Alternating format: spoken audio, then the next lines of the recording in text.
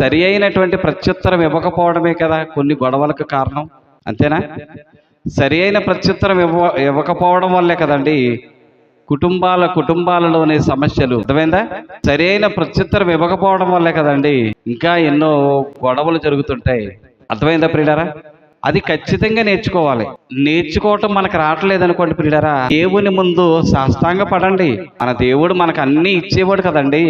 ఈ భౌతిక సంబంధమైన సంపదల కోసం కాదు మనం మోకరించేది. తండ్రి, నీకు విధేయతగా నేను ఉండలేకపోతున్నాను కదా తండ్రి, సరి అయిన మాటలతో నేను సమాధానం ఇవ్వలేకపోతున్నాను కదా తండ్రి అని ప్రాధేయపడితే దేవుడు ఆ సమస్యని ఖచ్చితంగా సరిచేస్తాడు ప్రియులారా.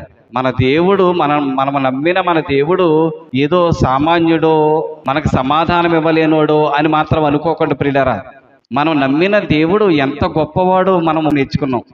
ఆయనకు అసాధ్యమైనది ఏముంది? ఏమీ లేదు కదా. ఆయనకు అసాధ్యమైనది ఏమీ లేదు. ఇగో తండ్రి, నేను సరి అయిన సమాధానం ఇవ్వలేకపోతున్నానే, ఎందుకు ఇవ్వలేకపోతున్నాను అని నన్ను సరిచేయండి తండ్రి అని ప్రాధేయపడినటువంటి సందర్భాలు ఏమన్నా ఉంటే అది మంచిదేనండి.